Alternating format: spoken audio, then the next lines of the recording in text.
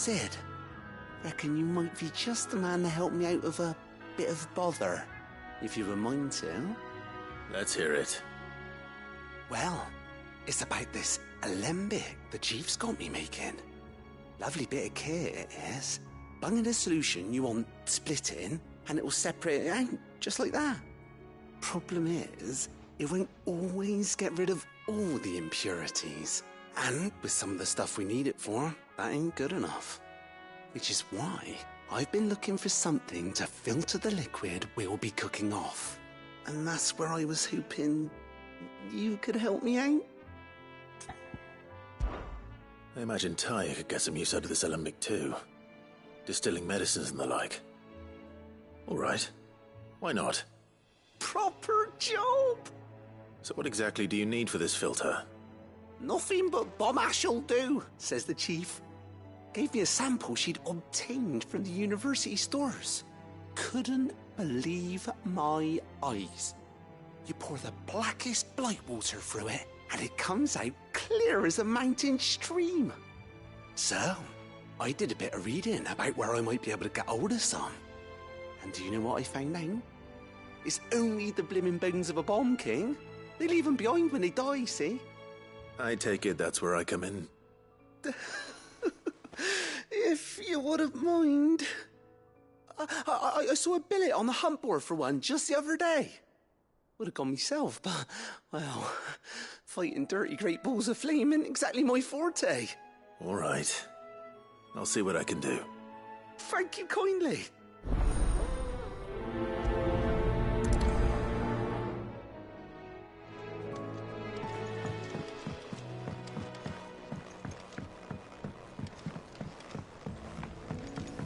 I think Mid might need some help.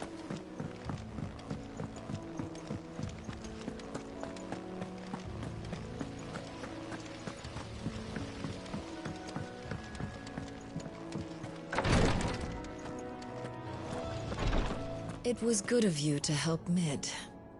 And it made a nice change for me as well. There's only so many boils a girl can lance before she gets sick of it.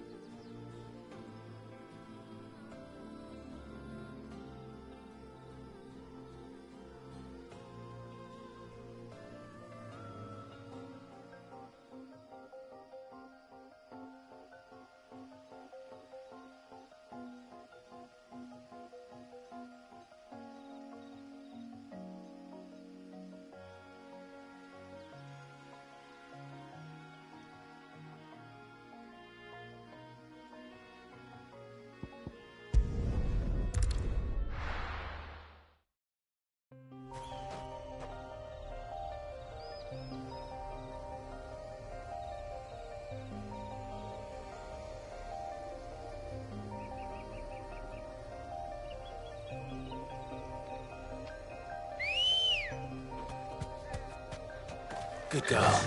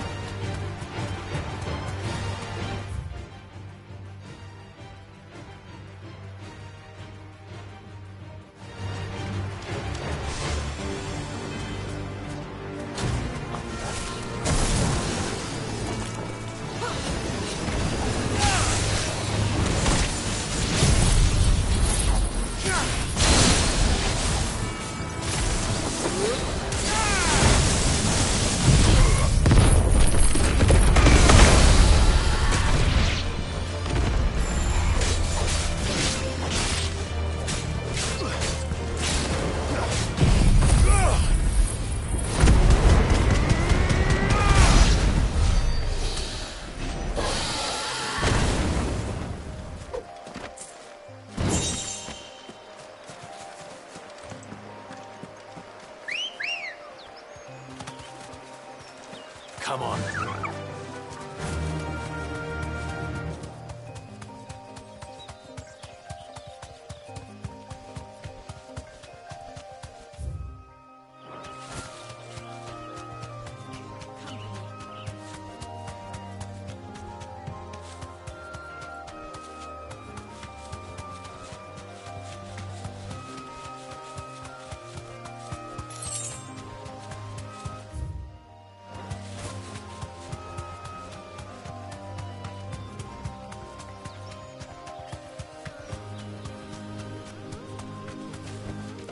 No need to ride from here.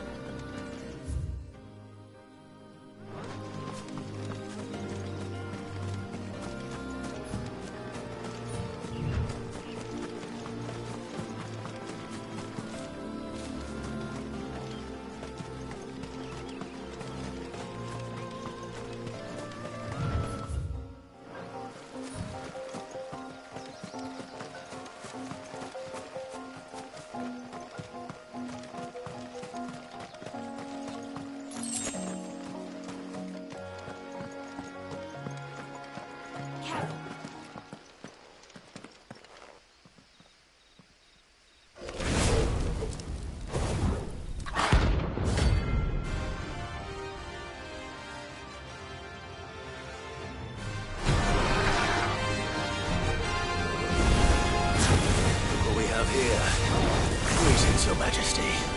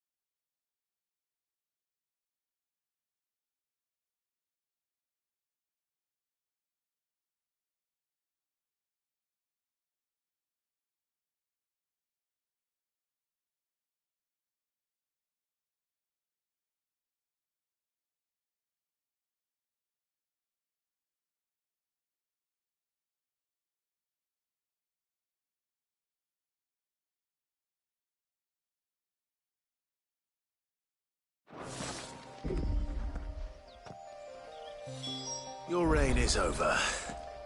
Now to collect the ash. This looks like the stuff. Let's see if there's any more.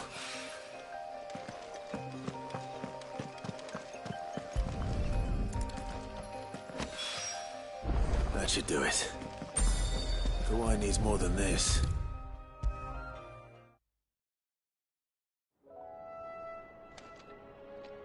All right there, Sid?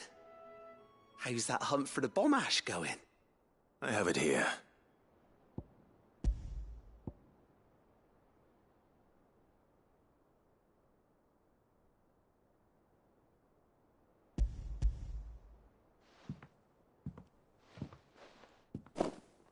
That's the stuff.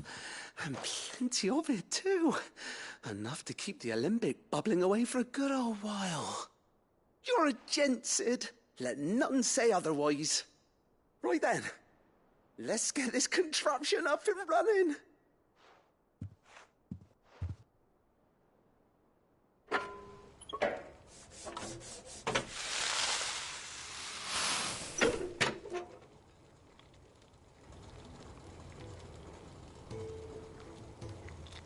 There we have it. The Telemon Alembic. And it works just like the chief said it would. Very impressive. Says the man who cut down a burning boulder. Speaking of which, I still haven't returned the favor.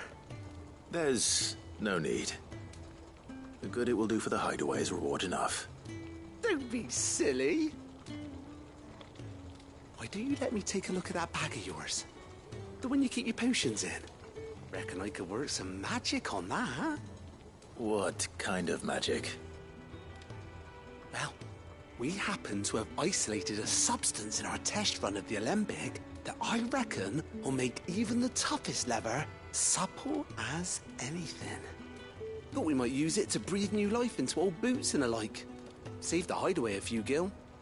But I reckon if we slap a bit on your bag, it'll loosen it up enough for you to squeeze in a bottle or two more.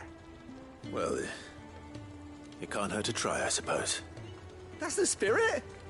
Leave it with me. I'll only be a mo.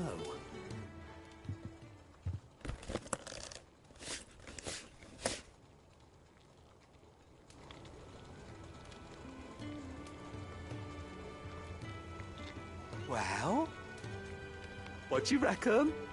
It certainly feels more flexible. Right? Told you. Thank you.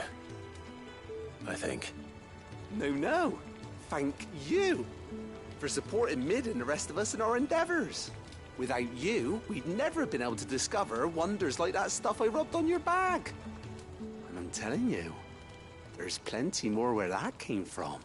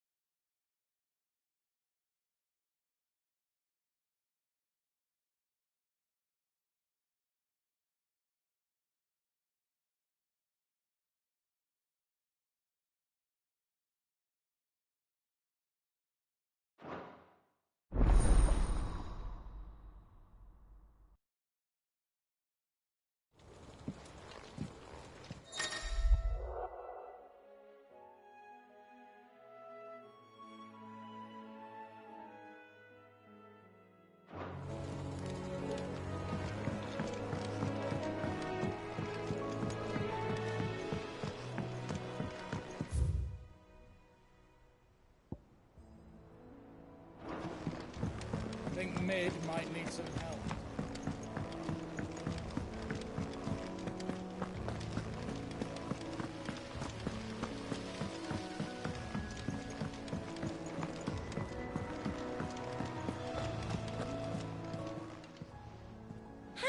help you today, Clive?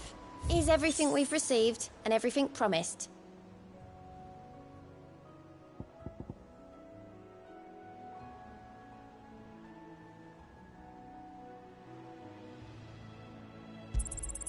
Here you are.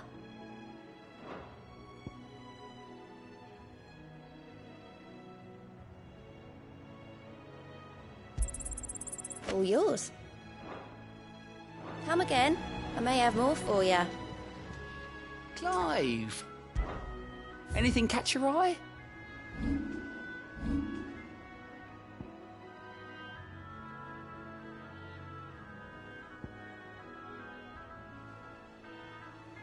Always something in there.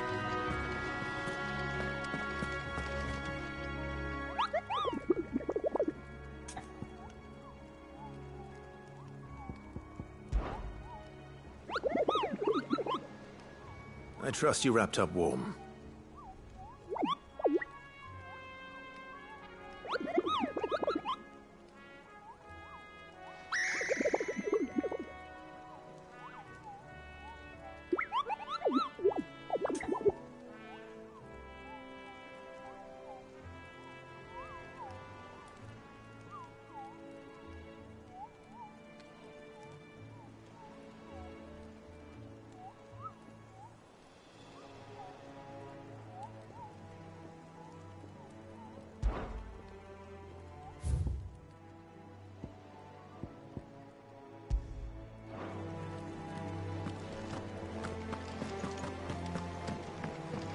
Mid told me she was building a ship. Is that the thing Tomes helped?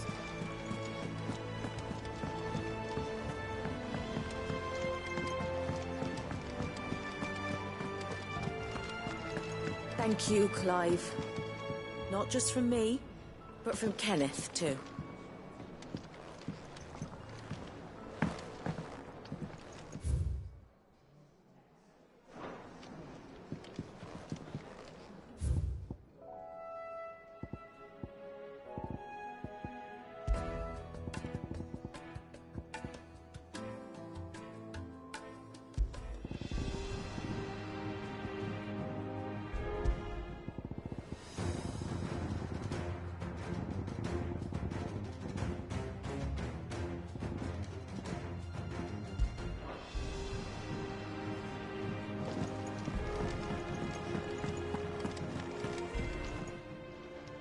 And what can I do for you?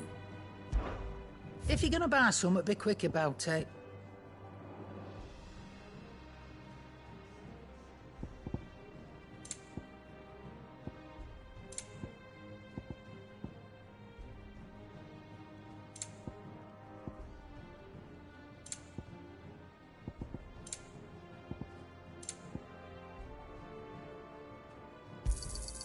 You'll not find a better price than that. It'd better all be here. You'll not find a better price than that.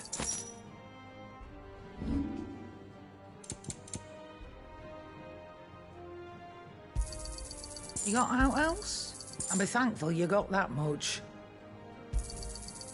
I reckon I can find a buyer. You got out else?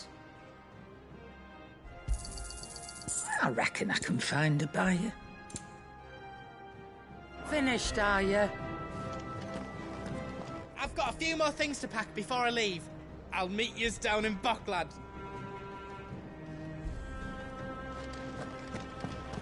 He cracked the crystal too? You're joking.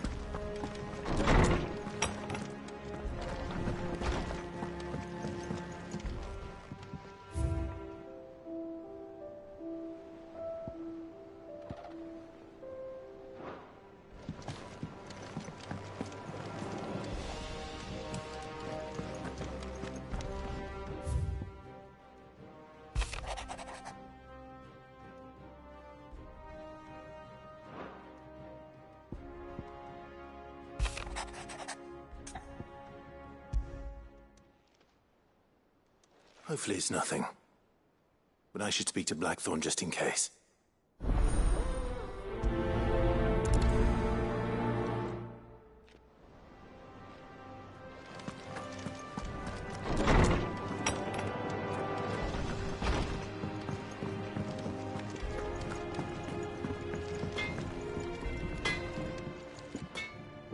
Blackthorn, do you have a moment? Not really, no. This won't take long. I just wanted to ask how you're getting on. August was worried about you, that you might still be doubting your craft, even after learning the trick of that cuirass. Is there something else weighing on your mind? Perhaps sharing your thoughts might help. That bastard's like a dog with a bone. Still, you've got a keen eye, I'll give him that. He's just, well, Karen showed me something. Something I've never seen before. And that was? A sword. An odd-looking thing with a single-edged blade. The metal itself wasn't anything to write home about, but fuck me. The edge on it. You could slice a man clean in two with a weapon like that, and he'd be halfway home before he even realised he'd been cut. So that's what's troubling you? Nah. Not troubling me exactly. More distracting.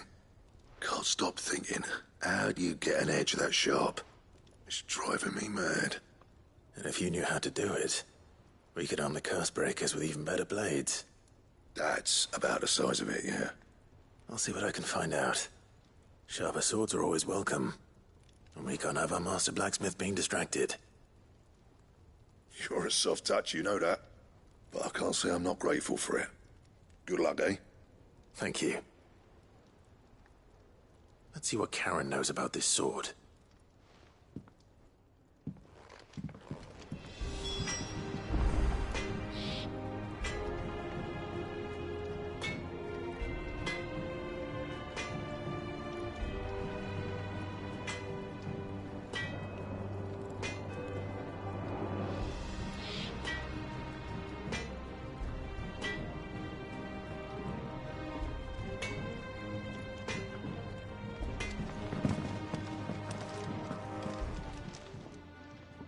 You're looking well, Karen.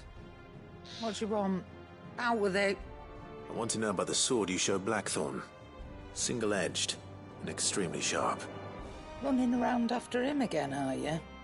I suppose I am, yes. But I need to help him find out how to work an edge like that. It's driving him to distraction. Little wonder, I suppose. There's not many like that make it as far as the twins, and those that do go straight into private collections.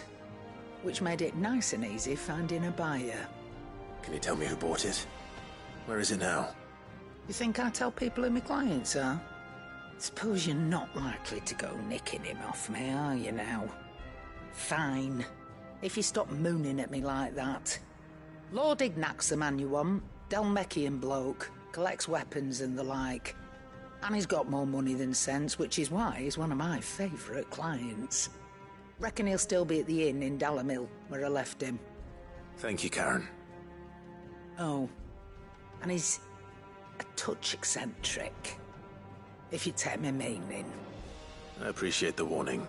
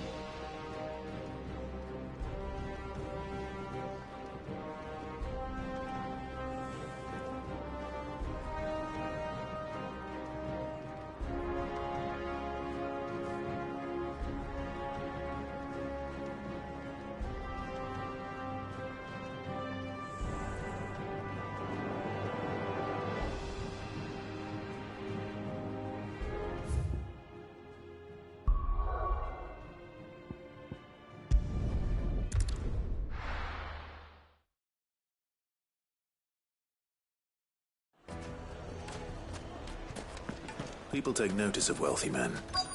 Shouldn't be too hard to track down Karen's collector. The St. Drake's Fang is gone. The whole Mother Crystal gone. What are we gonna do? Calm yourself. We don't know for sure. It could have just been a tremor.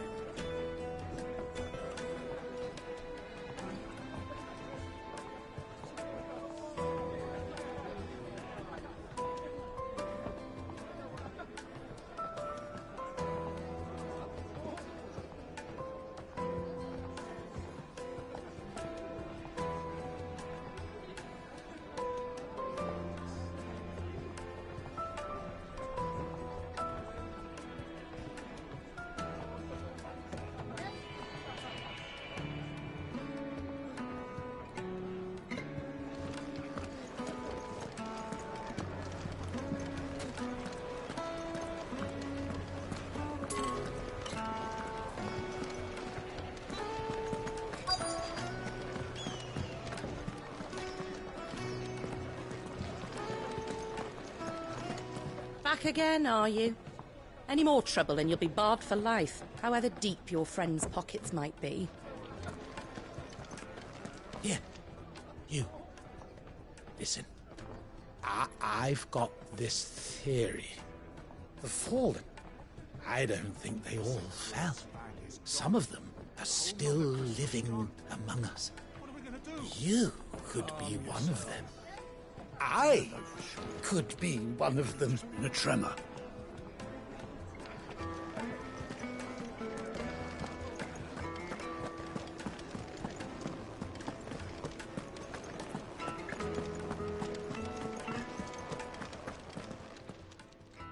My reputation will be ruined!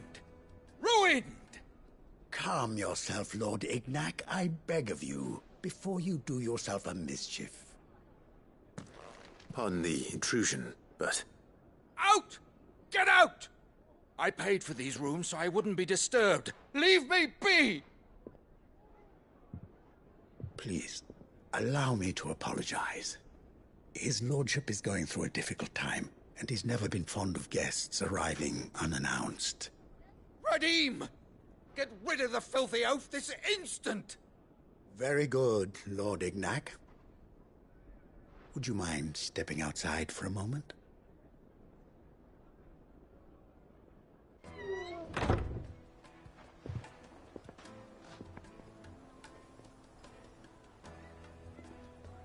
I'm sorry if I've caused you any trouble. That? No. That's just how his lordship is. Though the morning's events have left him somewhat fractious. He has been dispossessed of his luggage, you see. The thieves also made away with a considerable amount of coin. Coin the innkeeper will soon be keen to collect. I don't suppose a certain blade was among the stolen items. A single-edged sword. It was purchased from a merchant friend of mine. Ah, you know Lady Karen. Yes, I'm afraid it was. Then I'll retrieve Lord Ignac's luggage. But I have one condition. You have but to state it. You are welcome to anything that is within my power to grant. I want an audience with Lord Ignac. A few minutes should be enough. Then I'll be on my way. A condition I would be a fool to refuse.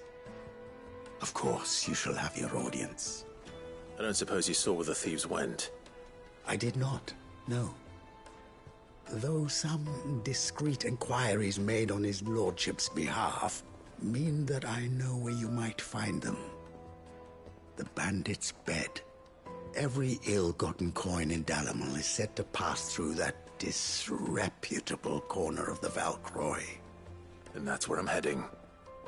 I shall speak to Lord Ignac in your absence, and arrange for an audience upon your triumphant return. That will be very kind of you. Farewell, and best of luck.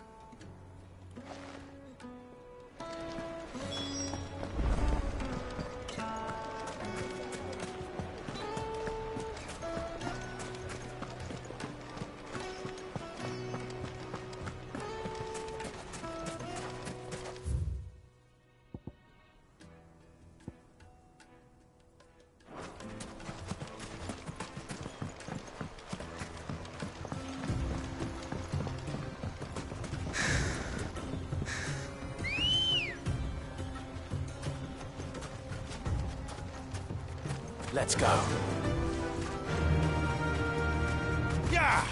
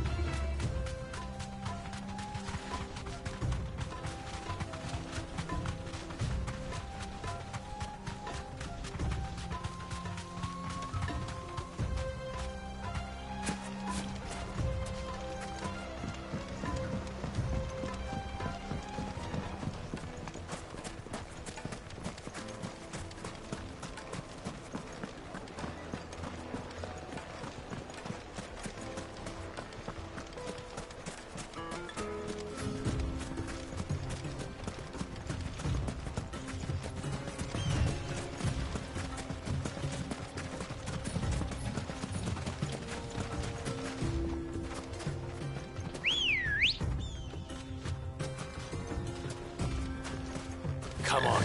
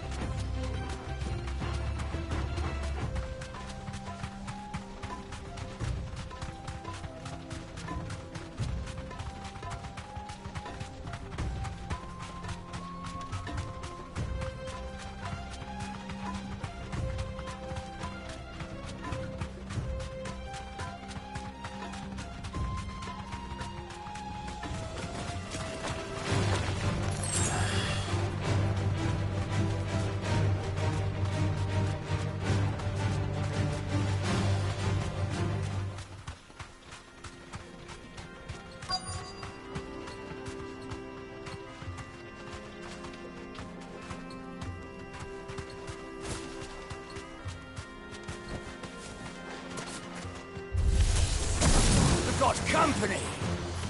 Come on, lads, let's tear the bastard's head off!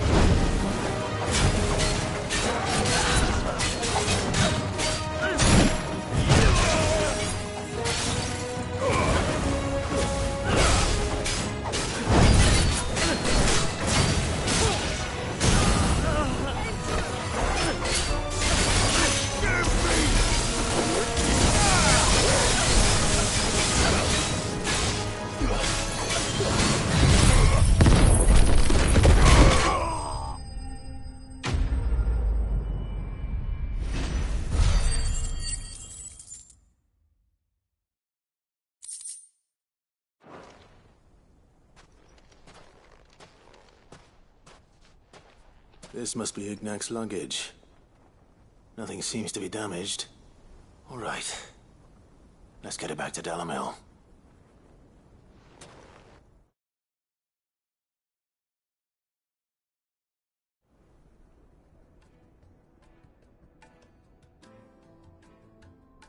I hear I have you to thank for the return of my effects. What shall I call you, my good man? Wyvern. Glad to make your acquaintance. A formidable name indeed. Well, Wyvern, I appear to be in your debt. Redeem here tells me you wished for an audience. Is that all?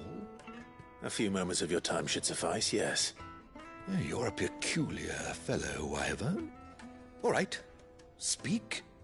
Master Wyvern was wondering if you could tell him about a certain single-edged sword you recently acquired. Oh, a true work of art, that one. Karen drove me hard on the price, but I would have sold her Radim here to get my hands on that sword. It was made in the Outer Isles, far beyond the Twins, and is used exclusively by the practitioners of a unique school of swordsmanship. They believe no combat should ever exceed a single strike, and hone their blades to such perfection that none ever does. Each sword is made for that one perfect stroke, and for that stroke only. They crack upon a second blow. There's a brutal sort of beauty to it, really. But how do they hone such an edge? Fine question. Why, they use a whetstone, of course. Whetstones, rather. A whole array of them, ranging from the coarse to the fine. 10,000 licks with the sharpening stone, then 10,000 more. But it is the final stone which lends the blade its legendary sharpness. A mineral quite foreign to this great realm of ours. And that is the key. The secret ingredient. Wyvern, it occurs to me that my little lecture is hardly equal to services rendered. Take this, together with my regards. The very stone of which I spoke, far rarer among collectors than even the blade itself, and a far more fitting payment. Thank you. Pardon the intrusion, my lordship. However, it is long past time we prepared ourselves to depart. So it is. I am locked in bitter competition with a rival collector of curiosities. I am one step ahead of the unscrupulous scoundrel, but he is hard at my heels. Are there many other collectors out there? Too many to count, but only one do I consider my nemesis. Lord Byron Rosfield, and is a perennial thorn in my side. I can imagine. Farewell, Wyvern. May our paths cross again. Radim, we mustn't dawdle.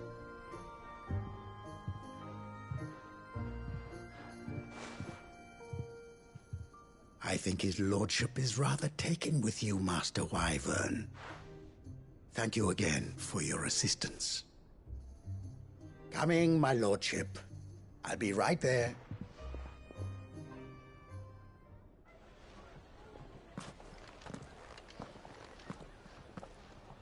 Trust Uncle Byron to find such an interesting rival. Now, let's see what Blackthorn makes of this whetstone, shall we?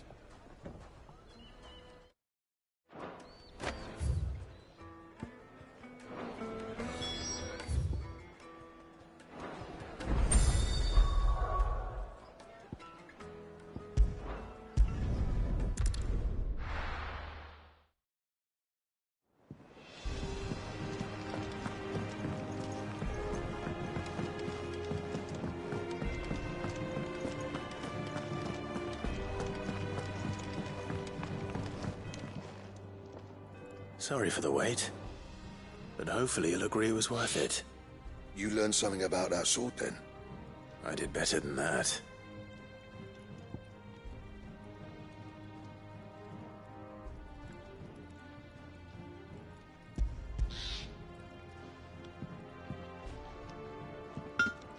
A whetstone? Yes, but not one you'll find anywhere in Valisthea.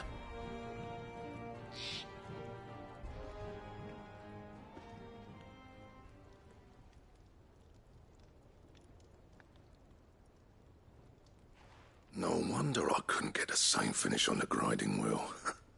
One hit and all done, eh? Might not be so bad if all you ever fought were duels. Good luck on the battlefield. Your second opponent would be your last, no matter how good you were. Even so, is there some way it could be used to give the Cursebreakers an edge? I think so, yeah. With this whetstone and the right kind of steel, I could probably even make a twin of the blade that rattled me. But there'd be no replacing this little rock once I worn it down to a sliver. I reckon we get a dozen swords from it, if that. Swords that the Cursebreakers wouldn't know how to wield properly, and that would see them through a single fire piece. Nah, no point trying to copy that thing. Be about as much use as a wax anvil. But finishing our blades with a whetstone this fine, now that's something to consider. And what's finer than fallen masonry, eh? Or more hard-wearing, for that matter. Just imagine it.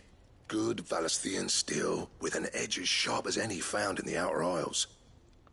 I won't make a copy, nah. I'll make something much better. I'm sure the Cursebreakers will be delighted. Just don't push yourself too hard. Don't you worry about me, Sunshine.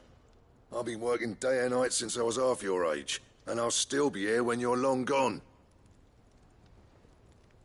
Hey, thanks, Clive. I mean it. I owe you one, August too. It's good to know someone's looking out for me. You'll be happy to hear you said that. And I'll see that my debt to you's paid. First new blade I make's got your name on it. You come and find me when you've got the materials. All right. I will.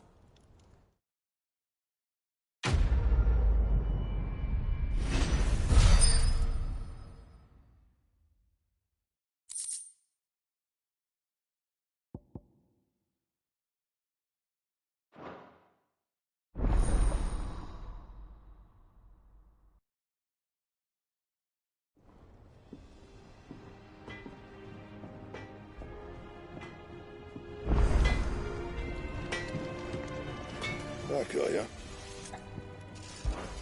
So, what'll it be?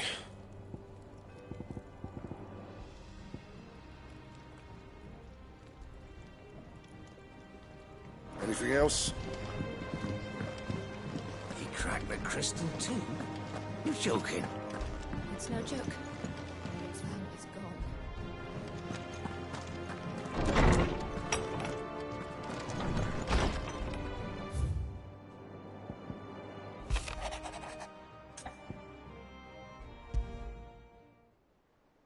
What could be wrong with Torgor? He seemed well enough when I last saw him.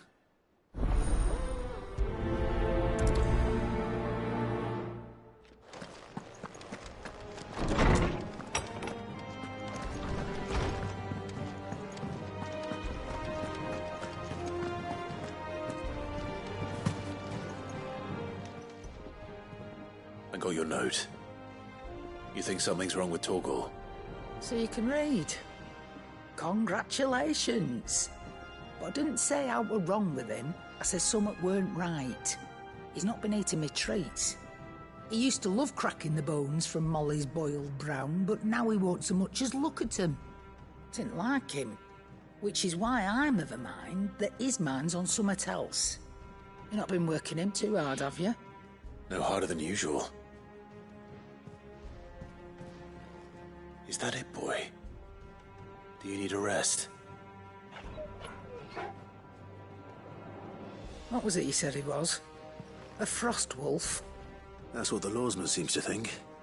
Then maybe this all has something to do with whatever it is that's woken inside him. I suppose things have been different since Rosalith. Perhaps Hippocrates knows something. Instead of everything, you mean? Perhaps.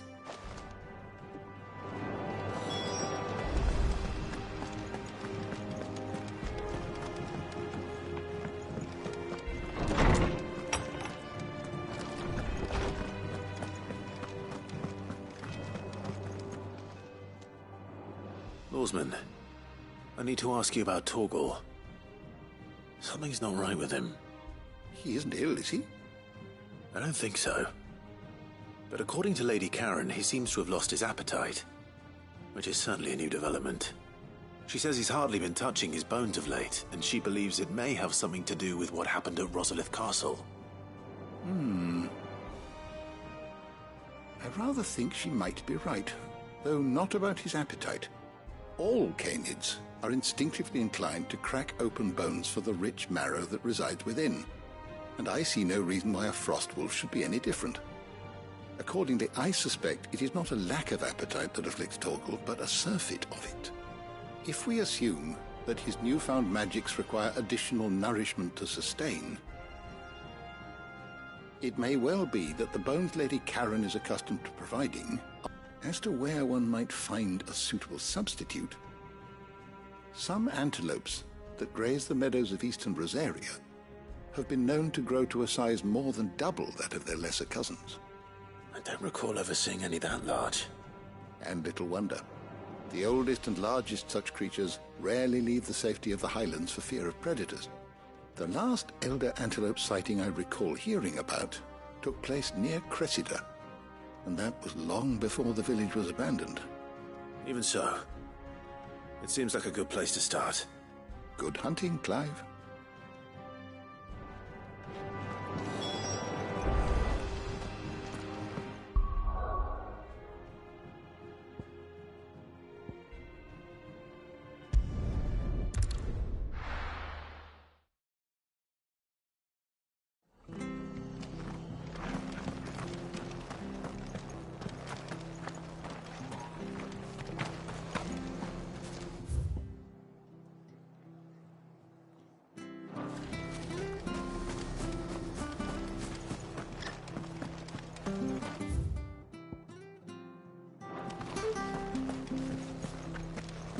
Stay sharp. Don't know. Those bastards will be back.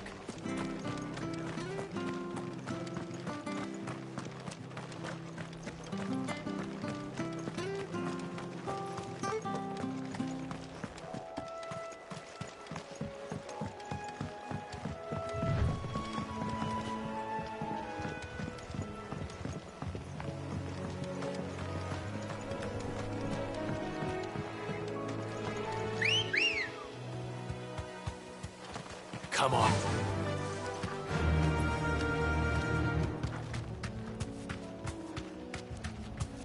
Faster!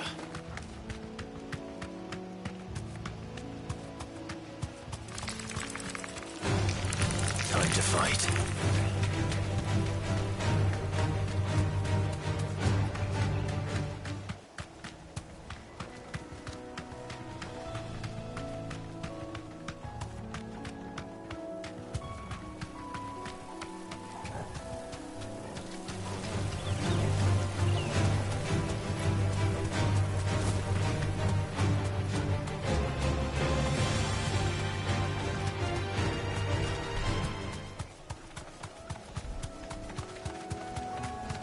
Well, it's certainly quiet.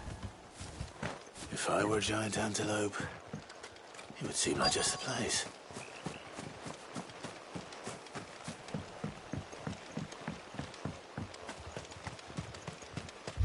I doubt we'll find one bigger than that. You hungry, Torgal?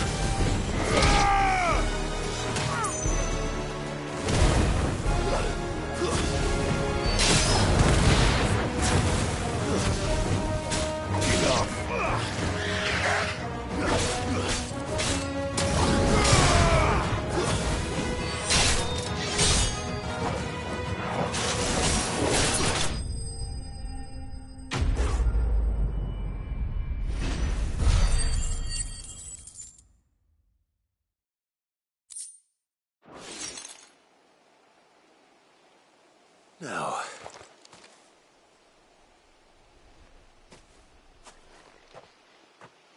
will it be enough, I wonder?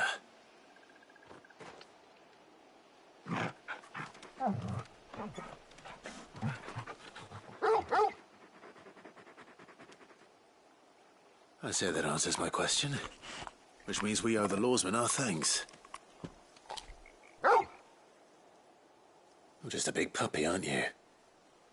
A very big puppy.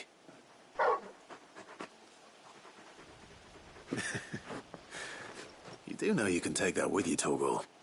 Lady Karen will be relieved to hear you've got your appetite back. Come on, boy.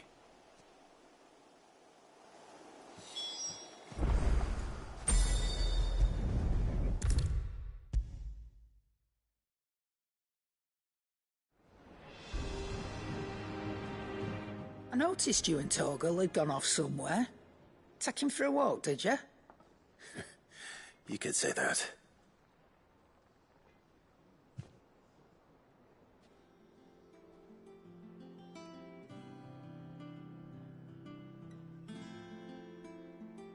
So, Molly's leftovers weren't good enough, eh? That'll teach me for treating you like you're still a pup. All right, no need to shout. Now we know what you're after, I can see about getting some in. Speaking of which, I brought one for later. Can I leave it with you?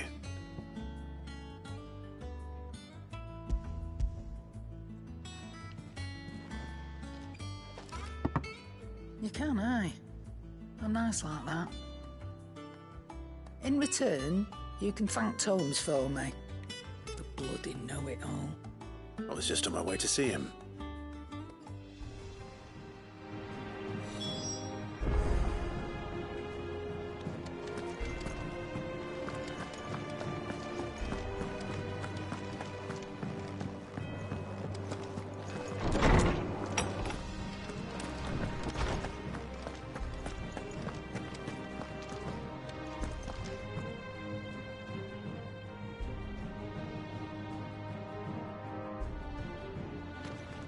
Ah, Clive. Were you able to locate your quarry? We were indeed, Lawsman. You pointed us in exactly the right direction. And Torgal's been a very happy hound ever since. Very good, very good. Lady Karen sends her thanks, by the way, for your part in solving the mystery. Ah. But that reminds me. After your last visit, I found myself pondering Torgal's talents. Do you recall our conversation concerning Lady Jill's role in Torgal's transformation?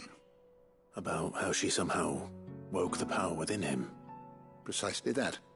A reasonable conclusion, I thought. But one which raised certain questions in my mind. You see, the Fenrir of legend served Shiva and Shiva alone. And while the powers attributed to him are certainly impressive, the records imply they are somewhat different in nature to those you described Torgal as having used. What are you suggesting? That Torgal may be the beneficiary of more than one icon's power. Consider that in addition to Lady Jill, he has served as a loyal companion to you, your brother, and even the late Cid. In short, the icons hitherto near at hand, or should I say at paw, have been diverse and plenty. And that number has only grown as the realm's dominance have fallen to your sword. One can but speculate as to how all of this has affected Torgal. He has seemed more fierce of late. And if I am not mistaken, he will grow fiercer still. We are fortunate indeed to be able to count him amongst our allies and not our adversaries. Oh, he's more than an ally. He's a friend.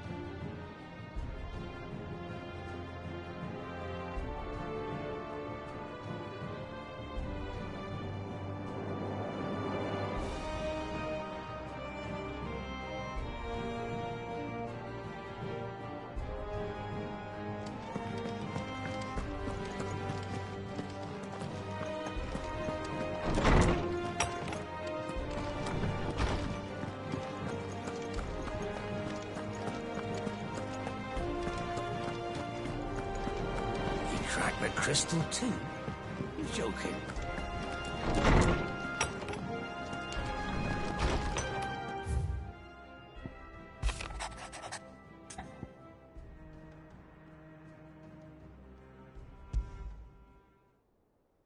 Trouble with the ledgers. Shouldn't he be asking Otto for help?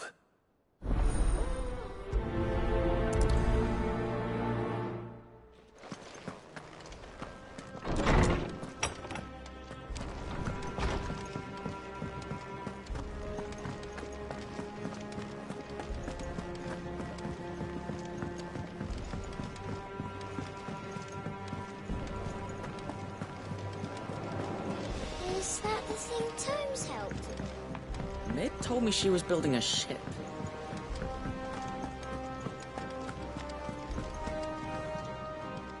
Clive, did you get my letter? That's why I'm here. Shh. Otto won't be listening. Is this better? A little. Listen. I've some bad news. It turns out the hideaway may be slightly behind in its payment to certain lenders, and it may be my fault. But I swear to the goddess, I thought I had the numbers square.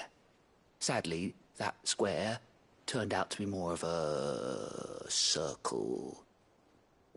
Zero, you might say. I can straighten it out, I swear, but it's going to take some time, and I'm going to need help keeping it from Otto. Bit late for that, I'd say. There you are! What a surprise! So let me get this straight. You forget to pay our lenders what they're due, and instead of coming straight to me, you get Clive to come to you. And I hope he'll dig you out of the hole you've dug for yourself. Clive, the man in charge of the place you've been cheerfully trying to bankrupt. And you thought this was a cunning plan. Why? Well, who needs paying? Oh, just Martha. And the dame. And, well, Lady Karen. But only 500 talents. We owe 3 of our most trusted friends 5 million gil. Each. 5 million each. They lent us the bulk of the money we used to rebuild the hideaway, you see, and, well, I must have made some sort of oversight. Those ledgers were my responsibility, and it was my decision to entrust them to you. This is my fault. Do we have that much to hand? I can always ask my uncle. No, we don't. And no, you won't. We've lightened Lord Rossfield's purse enough. After the king's ransom we had off him, he deserves better than to see our begging bowl. Besides, we'll need to learn to stand on our own if we're gonna make this work. All right. But that doesn't mean you have to shoulder the burden yourself. Is there anything I can do to help? There might be. How'd you fancy taking these to Martha and the dame? Rocks. Rocks, he says. Worth 1,000 talents apiece, these are. A little something Sid and I set aside for when times got lean. And I reckon 15 million in overdue debt probably qualifies. I just hope our associates' eyes are a bit more discerning than yours. I'm sure there will be. Should be me making the rounds, really. But you know how it is with this place. Orders to bark, arses to wipe, and all that. I know. Which is why I don't mind going in your place. Go. Do you know why I only gave Master Clive here 2 star rubies? Because you'd rather Lady Karen killed me. Because I'd rather Lady Karen killed you. Yes. Well, I suppose this is goodbye then. Don't worry. I'm sure Karen will understand. Really? Do you think so? No, I don't.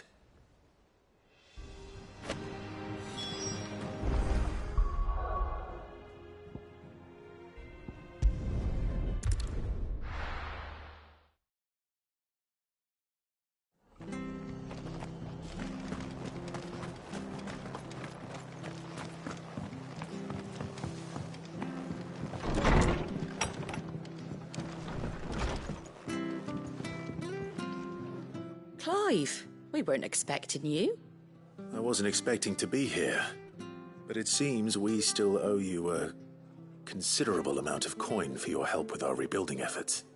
And though I doubt it's what you were expecting, we were hoping you'd take this as payment.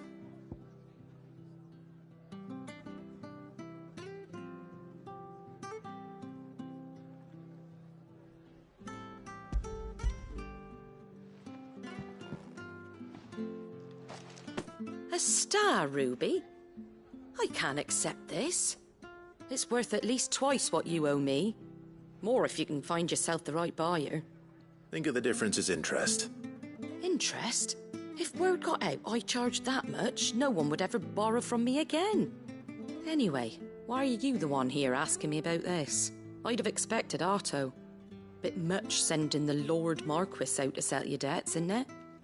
The old goat working himself to death again. Something like that. Most days I think he's the only reason the hideaway's still standing. Same as always, eh?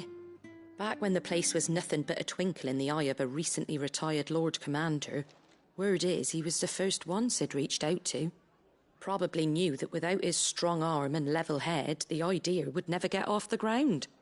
Sid may have been the face of the hideaway, but Otto's always been the backbone. And when Sid passed away, we were all worried that would be the end of it. That Otto would just give up. His death was hard on everyone. But it must have hit Otto hardest of all. But he didn't give up, did he? Quite the opposite, in fact. If I recall, he was the one who nominated you as Sid's replacement, and rallied the rest around you. I reckon what he saw in Sid, he saw in you too. And don't we all? Doesn't hurt that you're half as stubborn and twice as handsome, neither. That, and you keep good company. I suppose I do.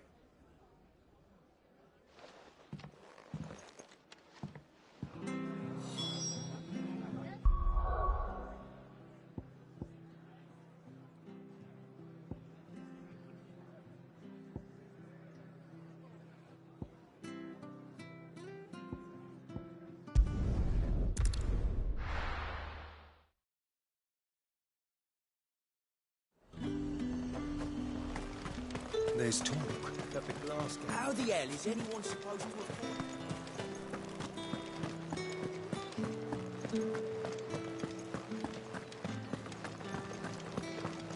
Did you hear? The gates to heaven. I want to see you again tonight. But the captain... It's all right. What am I going to do without Sweetwater and oil of talc? Still no caravan from the Dominion's perfumeries yet, then?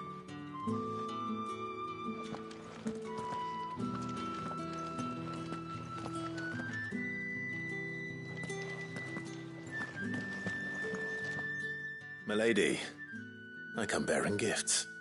Gifts? Whatever is the occasion.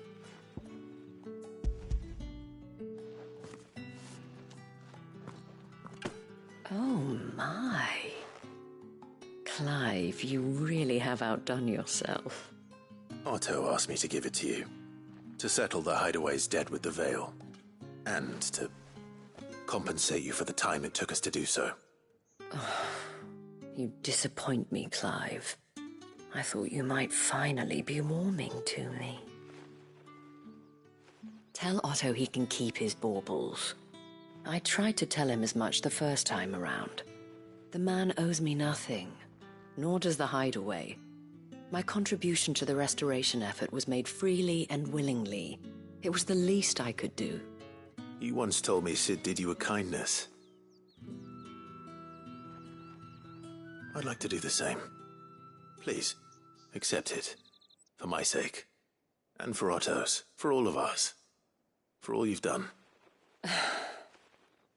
It is rather fetching, isn't it? Very well. Otto is lucky to have you, Clive. I doubt anything could ever replace his son. But you and the others at the hideaway are the closest thing he has to family. Otto had a son. Long ago, yes. Sid told me Otto lost him when he was just a boy, and blamed himself for not being able to stop it. I don't know how it happened, whether there was anything he could have done, but it was clear that it weighed heavily on him. I didn't know. How could you have? I doubt anyone did. Besides Sid, I've never met a man more keen to bear his sorrows in stoic silence. An ill habit, given that both have always been surrounded by friends desperate to help them. I'm beginning to see that.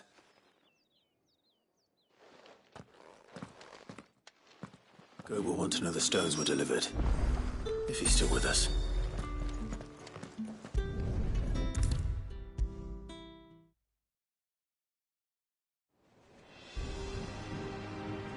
Goat.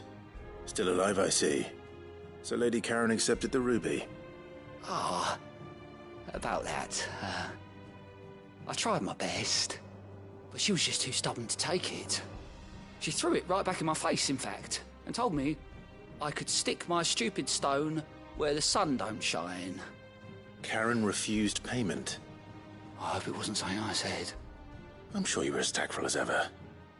Let me see what I can do. Oh, wonderful. I hope you have better luck than I did.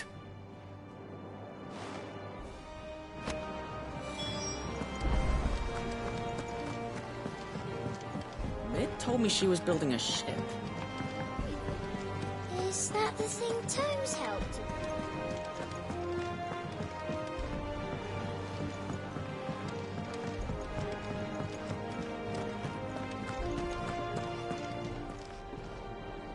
Lady Karen, Goad tells me you weren't happy with our offer.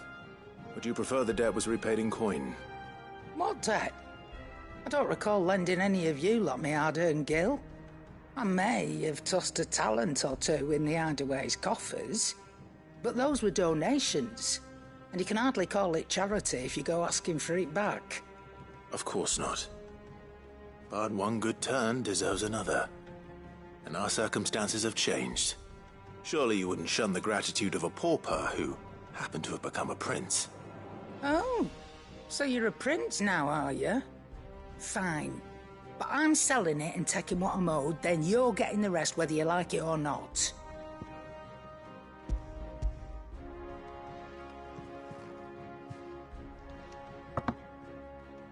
Where'd you even get this? A decent trader might nab 1,000 talents for a star ruby. A canny one, meanwhile, might claim it were nicked from the belt of Sid the Outlaw himself and ask twice as much. Might be I already have a buyer in mind. Might be you even know her. A fine continental maid whose beauty's only eclipsed by a guile in commerce. You wouldn't mind, would you? Not at all. Just be sure to tell her that it's always a pleasure doing business.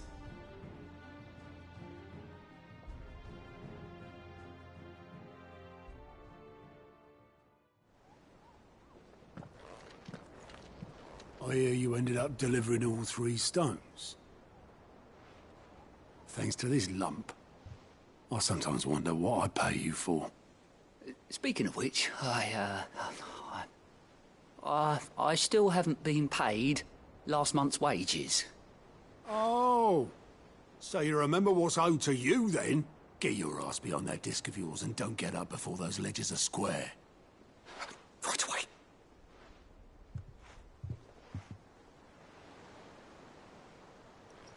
I've seen that before. Yeah. Plenty of times. It was the only goblet Sid ever used. Either out of habit, or because the filthy sod couldn't be bothered to find a clean one. I knew so little about him. Like most people. Martha and the Dame both seem to have fond memories of him. I bet they do. How long did you know Sid before he... Before he died. 20 summers, give or take. Back in the day, I was a purser on a trade ship, which is where I met him. He bought passage to Oh, forget where. And having nothing better to do on the long nights, we set up drinking island rum till the morning bell dragged me back to my duties. Quit my post not long after that, on account of making a fine maiden's belly fat. But me and Sid stayed close, promising we'd one day sail the seas again. That was before fate stepped in and said she was having none of it. The magic woke inside my son soon after his first name day, and there was no hiding his knack. Couldn't you and your family have? My family were the ones who summoned the constable, wanted the monster taken away. I couldn't turn my back on him, forget what I felt, and I couldn't for the life of me understand how they could. Luckily, Sid was of the same mind as me. It was him who stood beside me when all I wanted was to tear the whole world down. Him who cried for me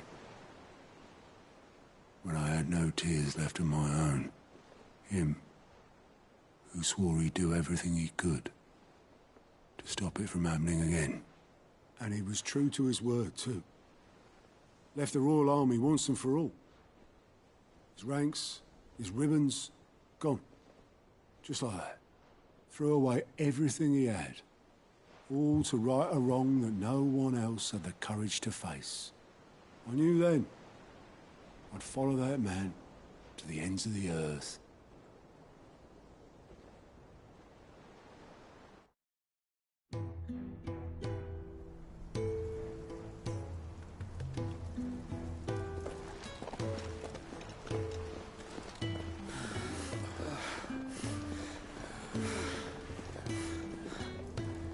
He was always too clever for his own good, was Sid. Saw the world for what it really was, while the rest of us were content to go along with the lie we were shown. And it can't have been easy, bearing that burden alone.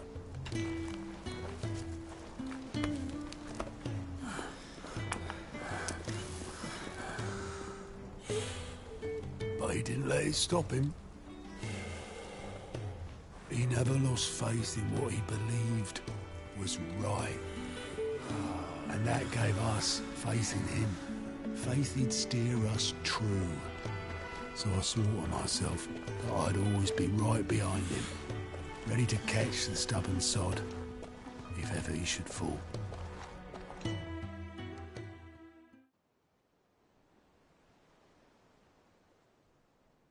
But I couldn't even do that.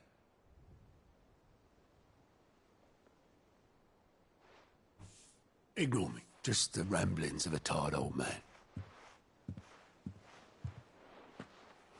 Leave that lot. I'll tidy it up in a bit.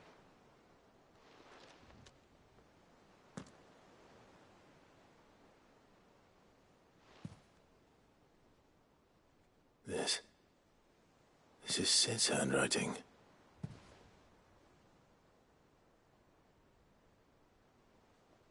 Dear Otto. I may be drunk, but I wanted you to know this place would be fucked without you. Love you, you grumpy old sod.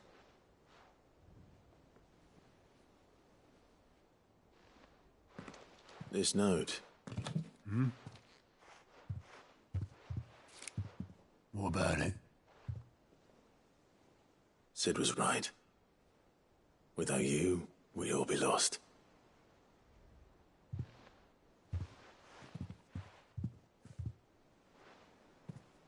He should have bloody well said so then. Just once. Before he went. But then, why would he? Him, or anyone? I'd only have told him to piss off.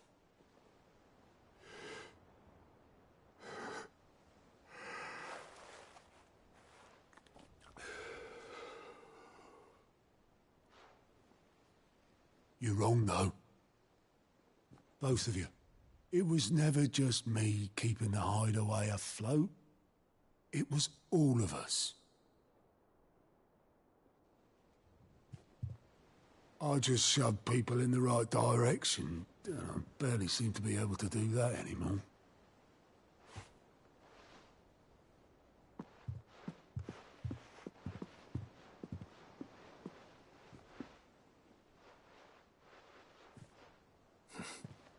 Would you rather go at the helm? Well, maybe I've got a few more years left in me. I'm going to hold you to that, Otto. Before you go, Sid would have wanted you to have this. But that's...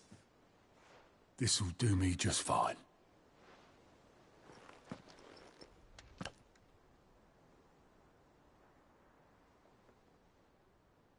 Thanks for the ray of sunshine.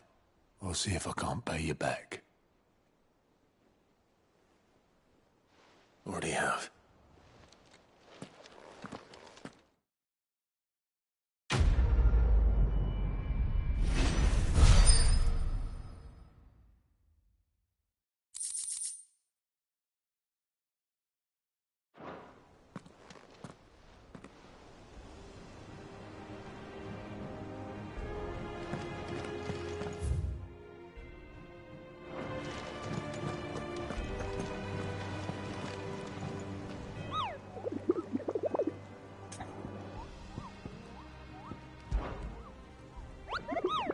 I trust you wrapped up warm.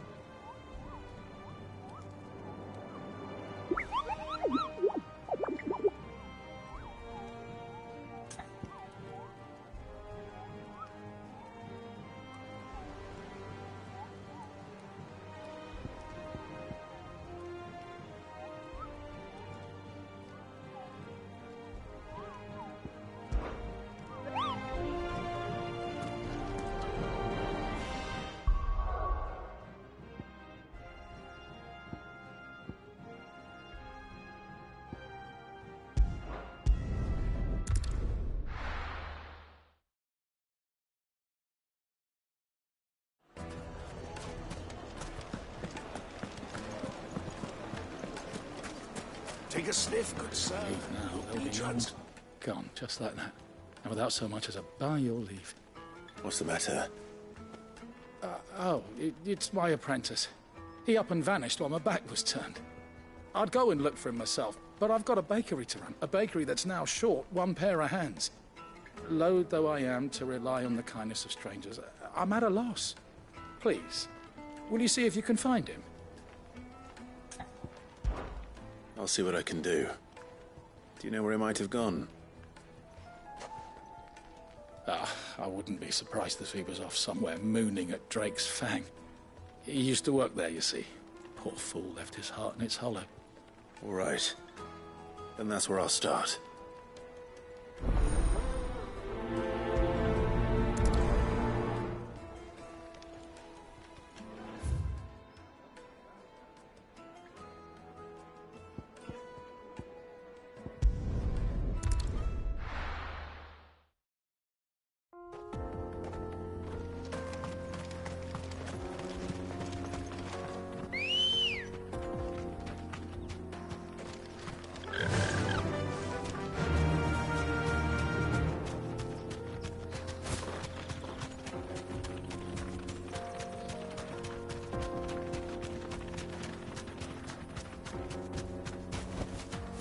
Safe.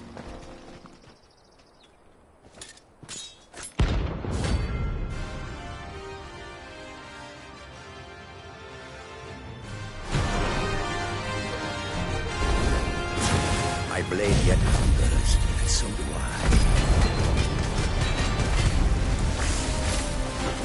Come, let us taste of your flesh.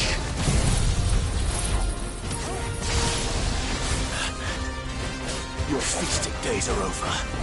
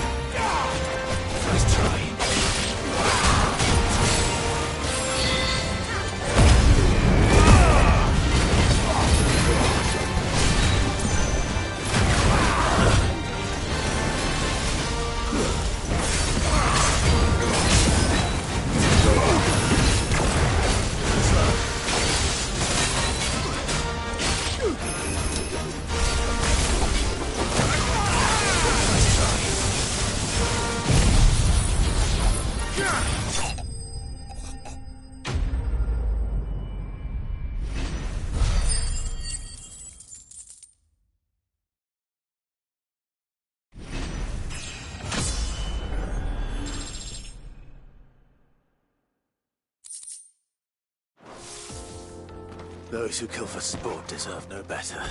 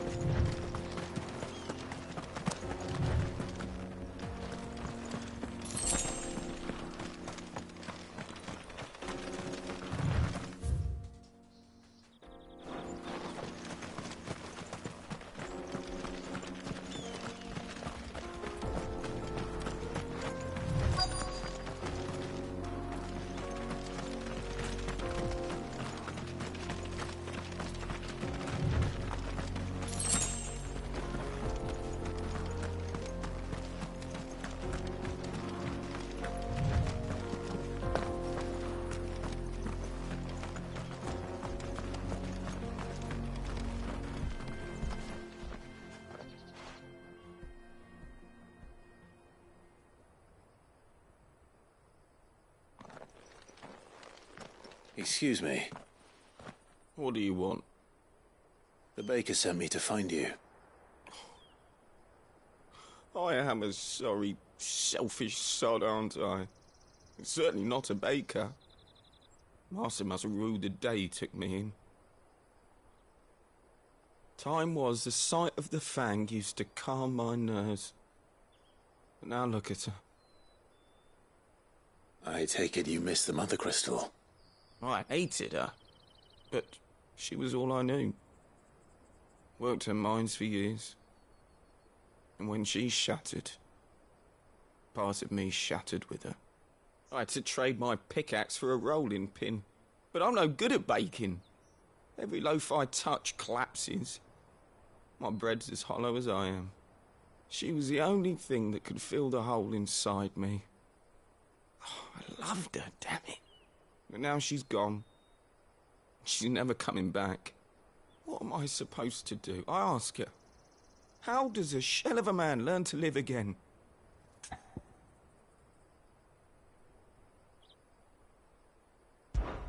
Perhaps you could express yourself in your work. If you miss the fang, maybe you could recapture it somehow.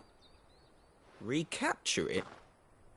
I'm a baker, not a... You know, you might just be right.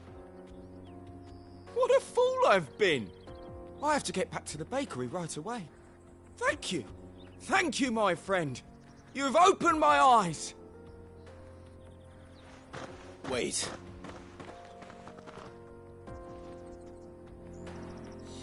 Suppose you won't be needing an escort then.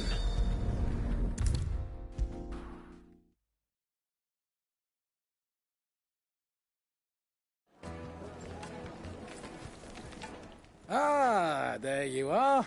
The man who lit a fire under my wayward apprentice. Though I worry you might have stoked the flames a little too high. He damn near ran me down trying to get to my oven. Master, it's ready. Behold the Drake's Balm. A truly unique creation. I dare say it is. Just look at it. A perfect likeness of the Fang herself. Her steepled peaks, her fulsome spurs, her inviting hollow. True, my loaves collapse more often than not, but what's the Fang without her crater? Why, no Fang at all. And look, inside. She's filled to bursting with a bounty of beautiful crystals. Salt crystals! Master, I have found my purpose. I must use my work here to preserve the memory of the Fang. Well, if it tastes half as unique as it looks, I'd certainly say you're on to something. Not only is my apprentice back, but he's finally pulling his weight. With any luck, I might even have a new delicacy on my hands. I don't know how you did it, but you have my thanks.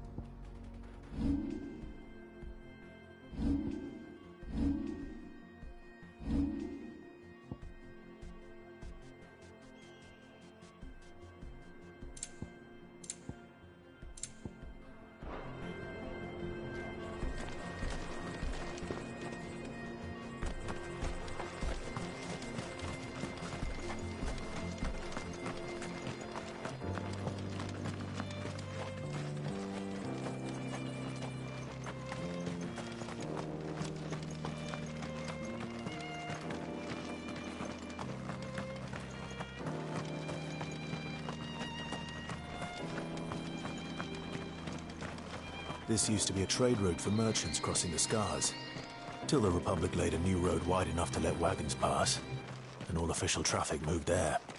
Leaving this one for those living outside the law. Indeed. I doubt we'll be the only outlaws on the trail today.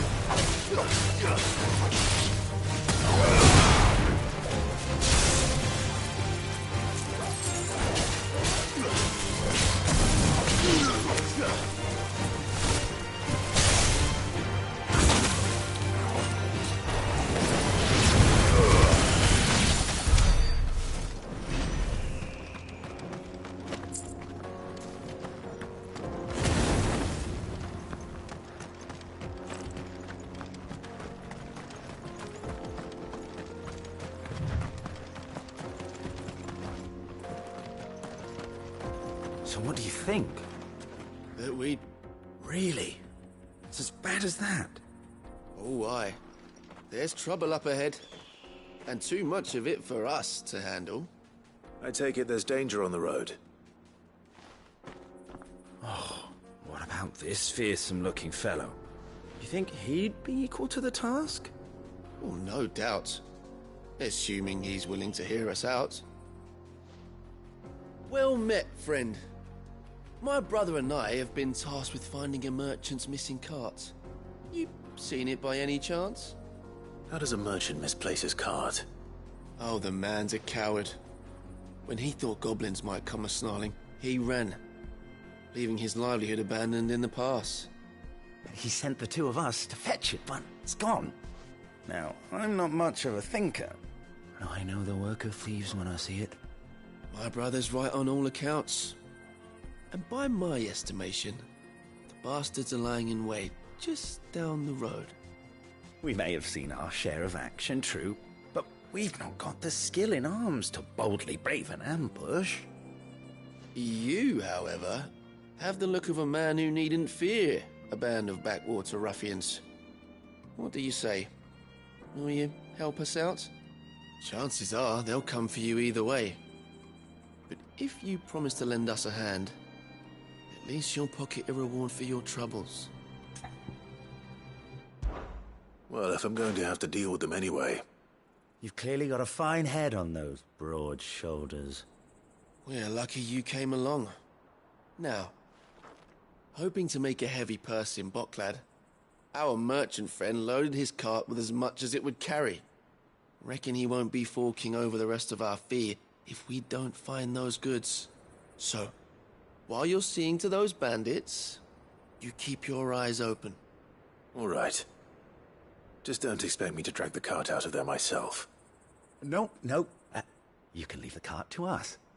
You just put an end to those bandits and point us in the right direction. You do that, we'll take care of the rest.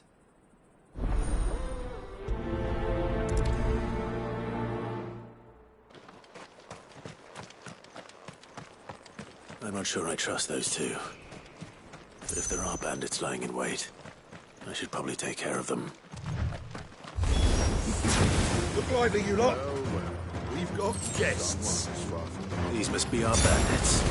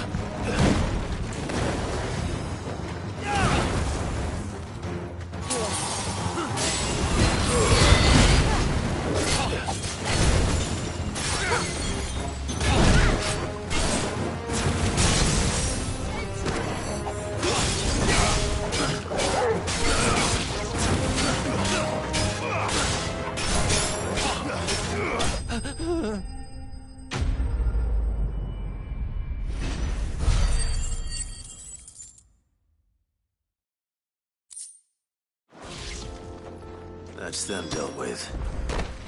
Now, where's that cart?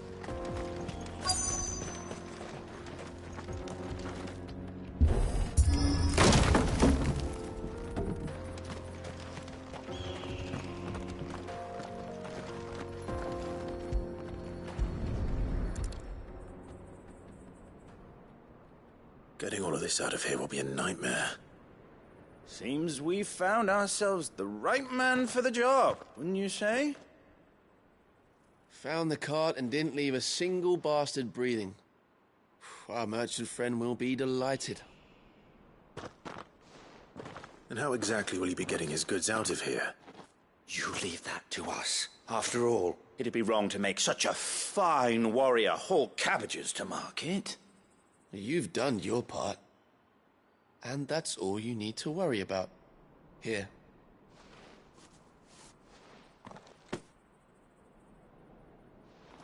It's been a pleasure.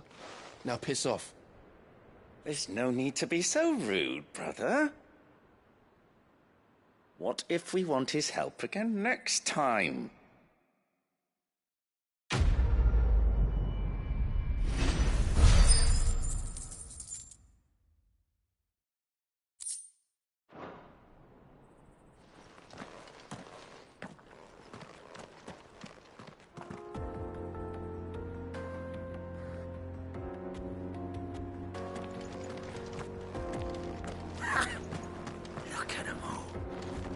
The bastards would have eaten the lot by now. We won't be going hungry, that's for sure.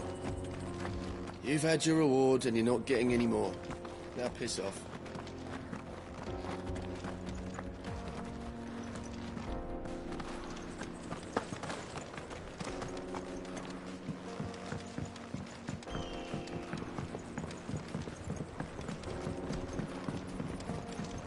I see the Dalnecks lag behind Rosaria when it comes to bridge building. The fallen ruin should hold, at least. The path continues on the other side.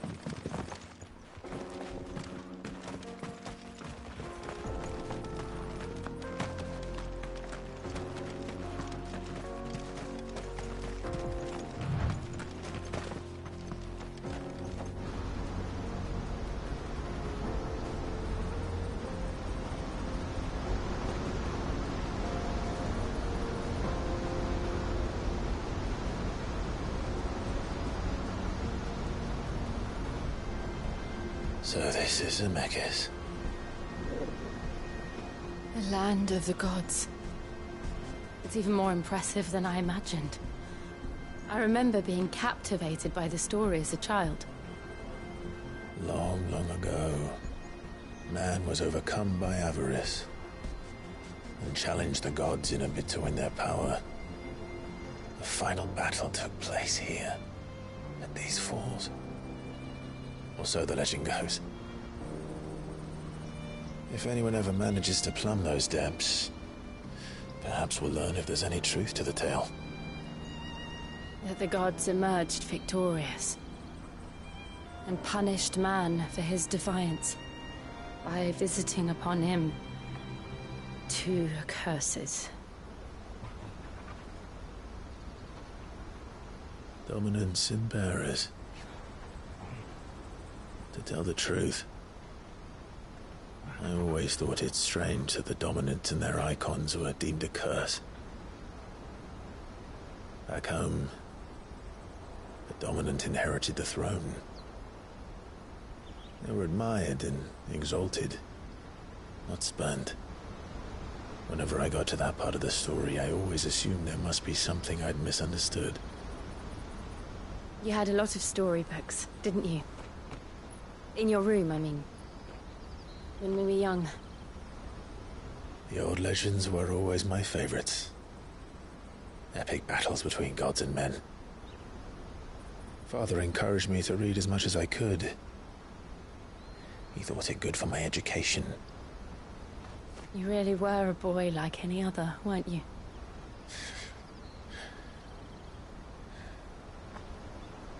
Just look at this place. It's enough to make you believe the legends are true. I know.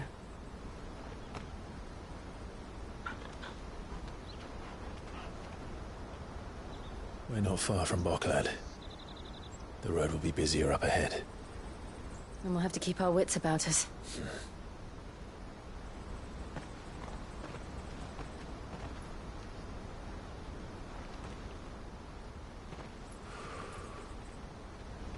Clive? Something wrong? Nothing. It's nothing.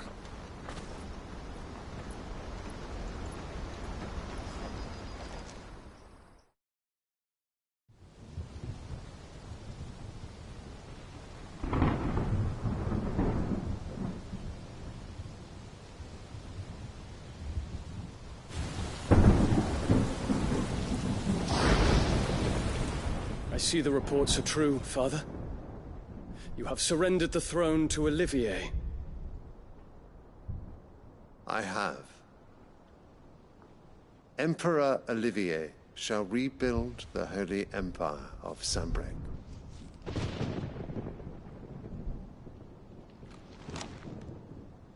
How is he to rule an empire? He is but a boy. I shall advise him until he comes of age. Father, please. Or for as long as I am able. The empire we seek to build needs young blood to rule it, and I can think of none better suited to the task.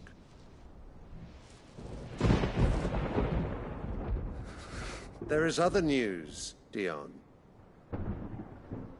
Hugo Kupka is dead, and Drake's Fang destroyed. The pillars of the Republic have fallen. Ere long, the Imperial banner shall fly over every city in Storm. And then, Valisthea. All shall bow before their Emperor.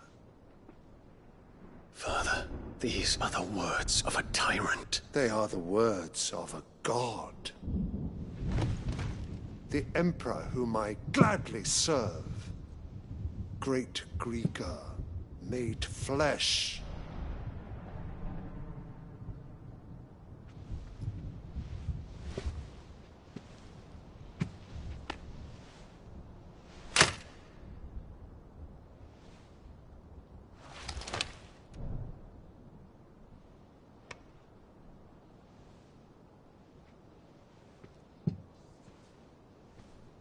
Return to your camp, dear.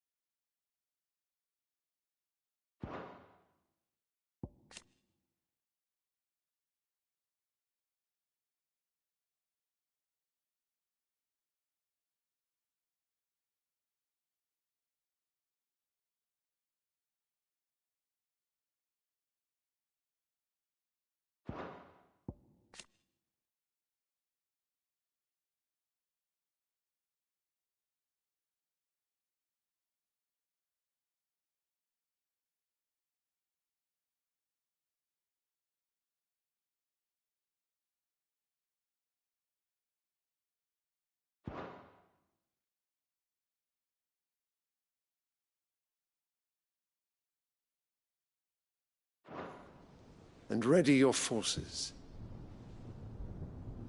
It is time to show the world the true power of Sanbreque.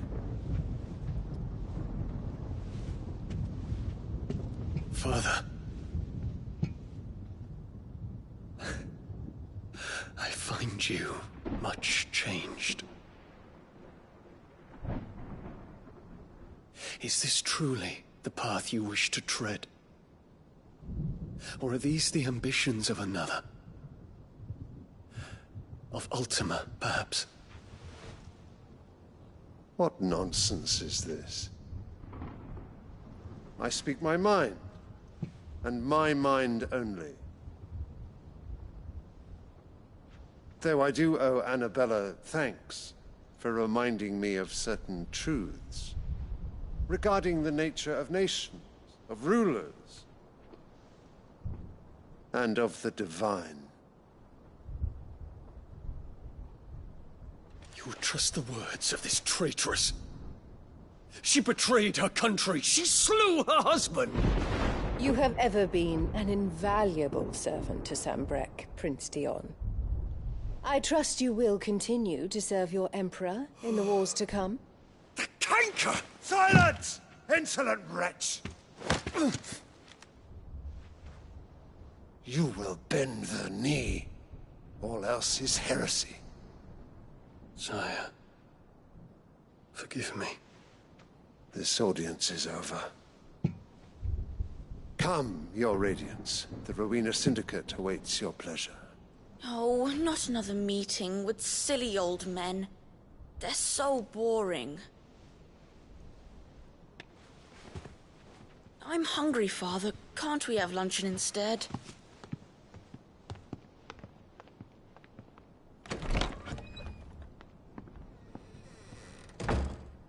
Does it pain you that you will not inherit your father's throne? I have suffered worse.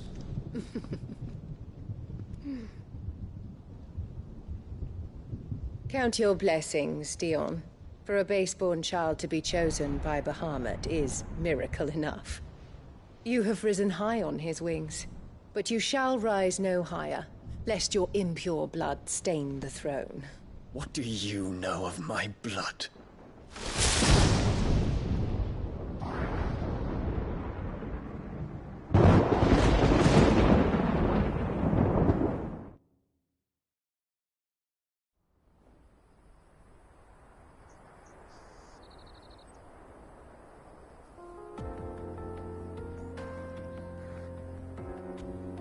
The Boklab markets are to the north. We just need to hug the coast.